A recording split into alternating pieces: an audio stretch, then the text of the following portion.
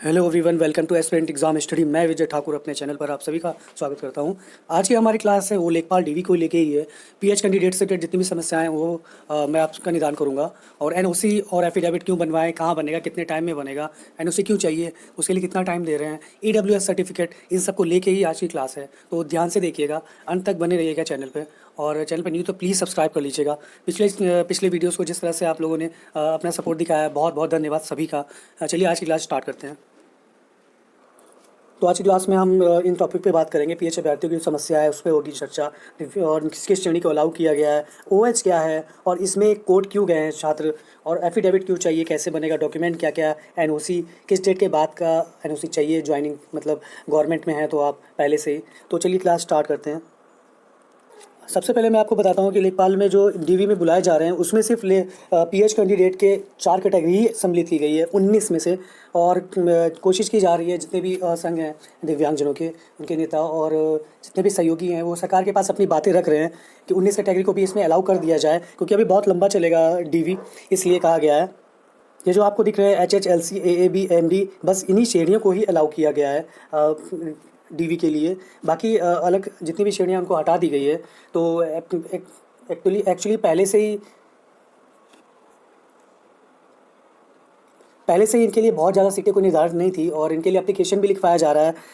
जब आप डीवी कराने जाओगे तो आप पे जो चेकलिस्ट है उस पर एप्लीकेशन लिखवाया जाता है कि हम इस भर्ती के जो भी नियम है उसके अधीन है, हमें अगर रखा जाएगा तो रहेंगे, नहीं रखा जाएगा तो बाहर निकाल दिए जाएंगे। इस तरह का एप्लीकेशन भी आपसे लिखवाया जा रहा है जो भी दिव्यांगजन जा रहे हैं भाई लोग, और एप्लीकेशन लिखवा रहे हैं। और एक चीज़ मैं बता दूँ कि कुछ बहुत से क्वेश्चन थे कि ऑनलाइन सर्टिफिकेट मिलेगा कि क्या। तो मैं एक चीज़ बता दूं, ऑनलाइन सर्टिफिकेट तो लग ही रहा है, आपसे मांग ही रहे हैं। ऑफलाइन सर्टिफिकेट भी चल जाएगा अगर वो सीएमओ द्वारा सर्टिफाइड है, बना हुआ है। तो उन जो ऑफलाइन मिलता है वहाँ से भी आपका ये भी मांग चल जाएगा। सिर्फ ऑनलाइन वाला सर्टिफिकेट ही नहीं, ऑफलाइन भी चल रहा है, लेकिन वो सीएमओ द्वारा सर्टिफाइड होना चाहिए, किसी भी झोला छाप डॉक्टर द्वारा नहीं होना चाहिए, अदरवाइज़ नहीं लेंगे, दिक्कत होगी आपको। और एक चीज़ मैं और बता दूँ कि जितने भी पीएच कैंडिडेट के हमारे भाई लोग हैं या जो भी हैं, उनके लिए वहाँ पे बहुत हेल्पफुल हैं जितने भी हैं अधिकारी लोग। आपको अगर दिक्कत होती है तो आप अपनी चेयर पे ही बैठे रहिए, वो खुद ही सब चीज़ कर देते हैं आके।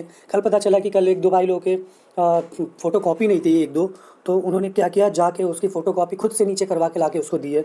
तो इस तरह के सपोर्टिव हैं वो। तो जो आपका स्वयं द्वारा सर्टिफाइड सर्टिफिकेट होगा वो आपका चल जाएगा, क्योंकि उसमें कितने दिव्यांगता कितनी है आपकी, किस श्रेणी में है, किससे अंतर्गत आएंगे आप आएंगे, तो वो सारी चीज़ें डिटेल होती है, तो चल जाता है। तो ऑफलाइन में सीएमओ सर्टिफाइड और ऑनलाइन सर्टिफिकेट जैसे आप बनवाते हैं जाके, ऑनलाइन जो कंप्यूटर पे शो होता है आपका डेटा पूरा, वो चलेगा।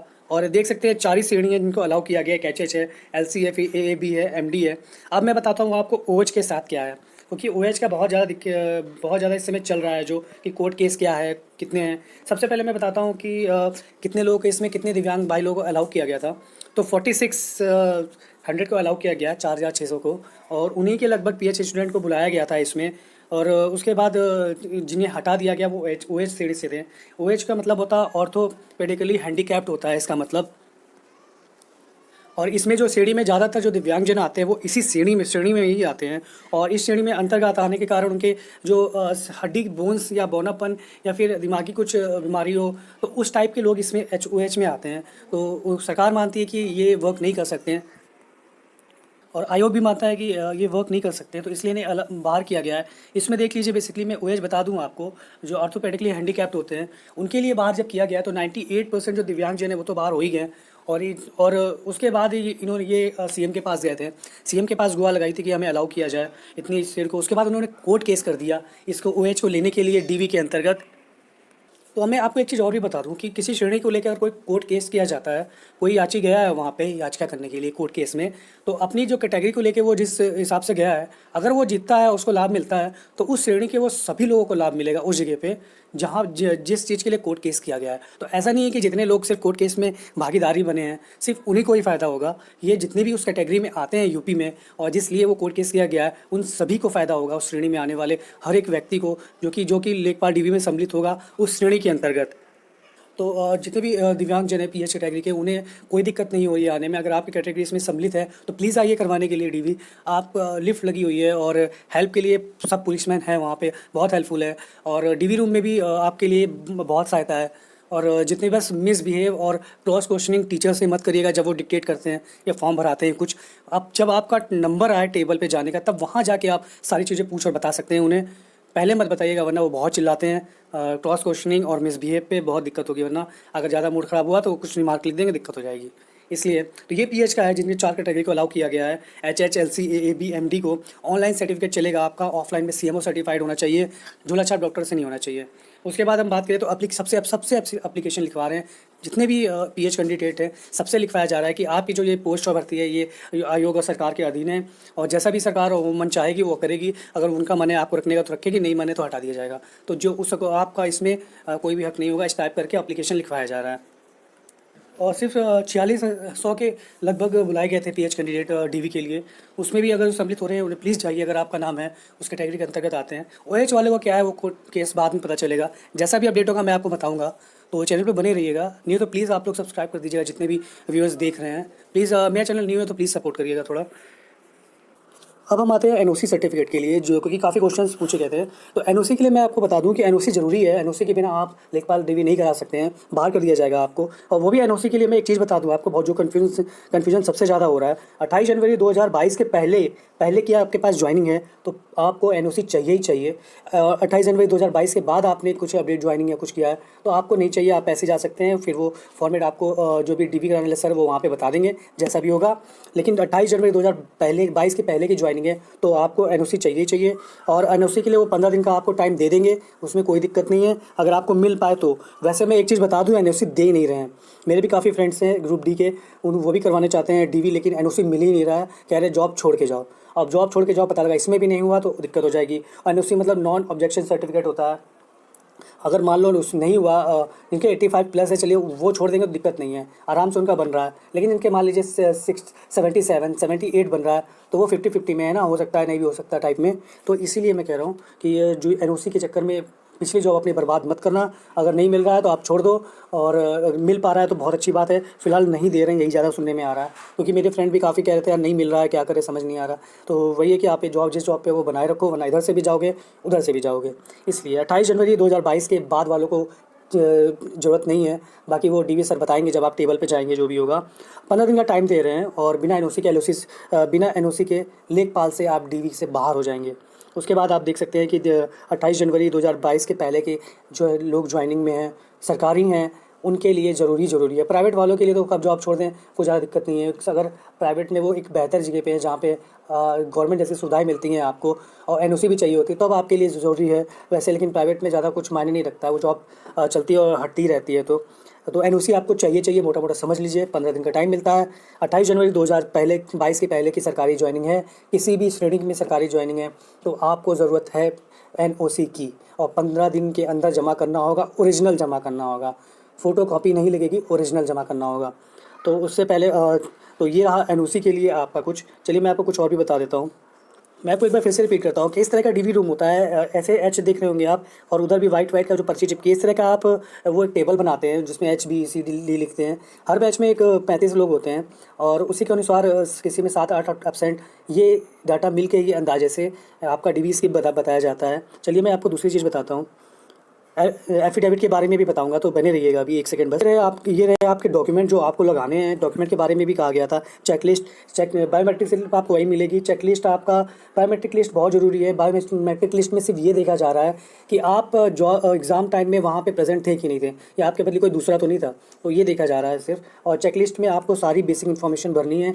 यही आपका मेन एक तरह से फॉर्मा है, ये सामने रहेगा, इसी से आपका पूरी जाँच कर ली जाएगी। सर्टिफिकेट से पूरा ब्यौरा नहीं खोला जाएगा। आवेदन पत्र में आपको अच्छे से सब भर लिया होगा आपने। अगर आपके एड्रेस 2 हैं, ध्यान से सुनिएगा, अगर आप बाहर रह के पढ़ाई कर रहे हो तो आपके लिए एड्रेस कोई मतलब नहीं रखता है। आप सीधे घर वाला जो आपका मेन एड्रेस है आप वो लिखोगे, और जो कि निवास प्रमाण पत्र में होना चाहिए। निवास प्रमाण पत्र आपका चेक होगा, उसमें एड्रेस का है वो भी चेक होगा। तो कोशिश करिएगा जो निवास प्रमाण पत्र में आपका एड्रेस आपने मेंशन किया है वही एड्रेस भरें। और बाहर जो जॉब कर रहे हैं रेंट पे रह के, वो अपनी परमानेंट और टेम्परेरी दोनों एड्रेस लिखेंगे, कोई दिक्कत नहीं है। आप परमानेंट में अपना पूरा जो कि ग्राम और जितनी भी चीज़ें होती हैं वो सारी चीज़ें लिख दोगे, और टेम्परेरी में आप नॉर्मल सा शॉर्टकट लिख दो अपना एड्रेस जो भी जहाँ भी रहते हो। ये जॉब वालों के लिए। उसके बाद हाई स्कूल और अंक पत्र प्रमाण पत्र इंटर की भी यही लगेगी। लंबा आरक्षण मतलब कि जातिगत आरक्षण होता है ये। और क्षैतिज आरक्षण में आपको वही अगर आपको सर्टिफिकेट महिला हैं और आर्मी से रिटायर हैं या फिर दिव्यांग, उन सब चीज़ों से रिलेटेड जो भी आरक्षण है वो क्षैतिज आता है। निवास प्रमाण पत्र आपको आरक्षण की स्थिति में चाहिए यूपी, क्योंकि ये बताएगा आप यूपी के नागरिक हो और इसलिए आपको आरक्षण चाहिए। और मैं आपको बता दूँ एफिडेविट, इनमें से कुछ भी गलत होता है। हाई स्कूल में माँ बाप का नाम शॉर्ट में लिखा है या फिर सरनेम पूरा नहीं लिखा है या कुमारी लिख गया है, मतलब मान लीजिए राधा कुमारी वर्मा लिखना था तो राधा वर्मा लिख गया है, कहीं पे राधा कुमारी वर्मा पूरा है, तो आपको एफिडेविट चाहिए वहाँ पे।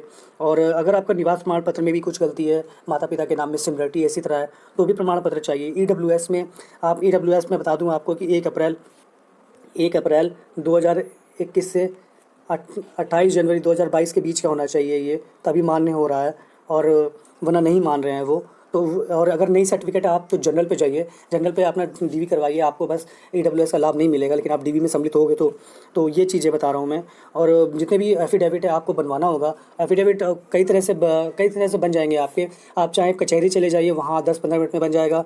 सामुदायिक केंद्र होता है आपके पास वो टाइम लेंगे, 1-2 दिन का तब देंगे, तो उनसे भी बन जाएगा, पैसे लेंगे वो।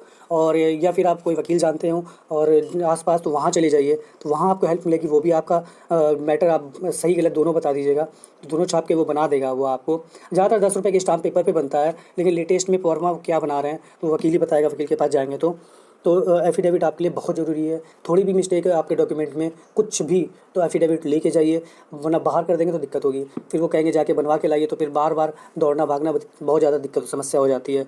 तो आप पहले ही बनवा के जाओ अपना, जितने भी डॉक्यूमेंट में है और मिसिंग है कुछ उसमें या गलत है, थोड़ा भी नंबर भी गलत है, वर्मा शर्मा पूरा नाम नहीं है, मम्मी के नाम में गलत है, स्पेस है, और जितनी भी चीज़ें, प्लीज़ आप एफिडेविट बनवा के जाओ। 100-150 रुपये के जब लगेगा, कुछ ज़्यादा नहीं लगेगा आपका, और प्लीज़ बनवा लीजिए, ज़्यादा दिक्कत नहीं होगी आपको। और इस तरह के आपको डॉक्यूमेंट अपने लेके जाने हैं। ग्रेजुएशन का कुछ नहीं भरना है, ग्रेजुएशन की डिटेल तक नहीं देनी है अपनी, सिर्फ 12वीं तक भरना है आपको। और वही फ़ोटोकॉपी, एक सिंगल फ़ोटोकॉपी आपकी लगेगी जो लगनी है, और 3 फ़ोटो लगेगी, तो तीनों पे आपके नाम होगा, रोल नंबर होगा, एक चिपकेगी, 2 स्टेपल की जाएगी आपकी। और डीवी में अगर डीवी से आप अच्छे से बाहर आ गए हैं, वहाँ पे आपको कोई दिक्कत नहीं है डॉक्यूमेंट में, तो आपके डॉक्यूमेंट नहीं रुकेंगे, परेशान मत होइए। चाहे आपके डॉक्यूमेंट धुंधले हों, डीवी रूम से आप निकल आए, उन्होंने यस कर दिया, सब ठीक है, इसका मतलब आप दिक्कत नहीं है, तो टेंशन फ्री रहिए। और बार बार एक चीज़ बता रहा हूँ मैं कट ऑफ के लिए, जो कि बहुत ही लोग कह रहे हैं, पता नहीं फेंक रहे हैं क्या है, 85+, 86+, 88+, हमारे इतने हैं। तो भैया मैं बता दूं, इसमें ज़्यादातर फेक वाले हैं।